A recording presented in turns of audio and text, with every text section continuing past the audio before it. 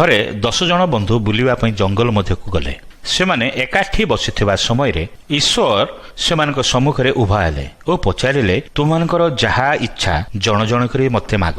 ପ୍ରଥମ ଜଣକ କହିଲେ, ପ୍ରଭୁ, ଏ ଜଗତରେ ମୁଁ ଅର୍ଥ ଚାହେଁ, ଧନ ସମ୍ପତ୍ତିରେ ମୋତେ ପୂର୍ଣ୍ଣ କର। ଦ୍ୱିତୀୟ ଜଣକ କହିଲେ, ପ୍ରଭୁ, ମୋତେ ଏପରି କର, ଏକ ଉଚ୍ଚ ପଦବୀରେ ରଖ, ଯେପରି ସମସ୍ତେ ମୋତେ ଭୟ ଓ ସମ୍ମାନ କରୁଥିବେ। ତୃତୀୟ ବ୍ୟକ୍ତି କହିଲେ, ପ୍ରଭୁ, ମୋତେ ଜଣେ ପ୍ରସିଦ୍ଧ ଅଭିନେତା କର, ଯେପରି ସମସ୍ତଙ୍କ ପାଇଁ ମୁଁ ତାରକା ହୋଇ ରହିବି ଓ ସମସ୍ତେ ସବୁ ସ୍ଥାନରେ ମୋତେ ଦେଖିପାରିବେ। ଚତୁର୍ଥ ବ୍ୟକ୍ତି କହିଲେ, ପ୍ରଭୁ, ମୋତେ ପୃଥିବୀର ସବୁଠାରୁ ସୁନ୍ଦର ବ୍ୟକ୍ତି କର, ଯେପରି ସମସ୍ତେ ମୋ ପ୍ରତି ଆକର୍ଷିତ ହେଉଥିବେ।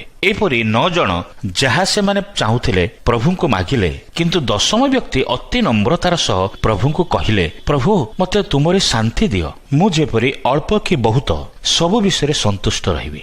ଅନ୍ୟ 9 ଜଣ ତା ମାଗିବା ବିଷୟ ଶୁଣି ଠୋ ଠୋ ହସିଲେ। କହିଲେ, ଶାନ୍ତି ମାଗିବା କ'ଣ ଆବଶ୍ୟକ? ଟଙ୍କା ଅଛି ତ ଶାନ୍ତି ଆପେ ଆପେ ଆସିଯିବ। ଆଉ ଜଣେ କହିଲେ, ଖ୍ୟାତି ଅଛି ତ ଶାନ୍ତି ଆପେ ଆପେ ଆସିଯିବ। ଶାନ୍ତି କ'ଣ ଗୋଟିଏ ମାଗିବା ବିଷୟ? ସମସ୍ତେ ତାର ପରିହାସ କଲେ ଓ ତାକୁ ବୋକା ବୋଲି ଭାବିଲେ। ଈଶ୍ୱର ସମସ୍ତଙ୍କୁ ସେମାନଙ୍କର ମାଗିବା ଅନୁସାରେ ବରଦାନ ଦେଲେ। ପ୍ରଥମ ଜଣ ଟଙ୍କା ପାଇଲା ସତ, କିନ୍ତୁ ତା ଟଙ୍କା ନିମନ୍ତେ ଅସୁରକ୍ଷିତ ମନେ କରୁଥିଲା। ଅଧିକ ଟଙ୍କା ପାଇବା ପାଇଁ ସମସ୍ତଙ୍କ ସହିତ ଝଗଡ଼ା ମଧ୍ୟ କରୁଥିଲା। ଅନ୍ୟ ଜଣେ ପ୍ରସିଦ୍ଧ ବ୍ୟକ୍ତି ହେଲେ ସତ, କିନ୍ତୁ କିଏ ଟିକେ ଅସମ୍ମାନ କଲେ ବିରକ୍ତ ହୋଇଯାଉଥିଲା। ଏଇ 9 ଜଣ କେହି ମଧ୍ୟ ଦିନେ ହେଲେ ଶାନ୍ତିରେ ରହିପାରୁନଥିଲେ କି ଶାନ୍ତିରେ ଶୋଇପାରୁନଥିଲେ। କିନ୍ତୁ ଶେଷ ବ୍ୟକ୍ତି କିଛି ନଥିଲେ ମଧ୍ୟ ଶାନ୍ତିରେ ରହୁଥିଲା। ବେଳେବେଳେ ଖାଇବାକୁ ମଧ୍ୟ ନଥାଏ, କିନ୍ତୁ ଆନନ୍ଦ ଖୁସିରେ ରହେ। ଈଶ୍ୱରଙ୍କ ସହିତ ତା ସମ୍ପର୍କ ମଧ୍ୟ ଭଲ ଥିଲା। କିନ୍ତୁ ଅନ୍ୟ 9 ଜଣ ଈଶ୍ୱରଙ୍କ ଠାରୁ ସବୁ ପାଇଲା ପରେ ଈଶ୍ୱରଙ୍କୁ ଭୁଲିଗଲେ ଓ ଅଶାନ୍ତି ଜୀବନ ଯାପନ କଲେ। ଟିକିଏ ଚିନ୍ତା କରନ୍ତୁ ତ, ଆମେ କ'ଣ ଚାହୁଁଛୁ?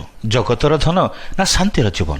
ଜଗତର ସମ୍ମାନ ନା ଆନନ୍ଦିତ ମନ? ଈଶ୍ୱର ପବିତ୍ର ବାଇବଲରେ ଏ କଥା କହନ୍ତି, ଯାହାର ମନ ତୁମ୍ଭଠାରେ ସ୍ଥିର ଥାଏ ତାହାକୁ ତୁମ୍ଭେ ସମ୍ପୂର୍ଣ୍ଣ ଶାନ୍ତିରେ ରଖିବ, କାରଣ ସେ ତୁମ୍ଭଠାରେ ନିର୍ଭର ରଖେ।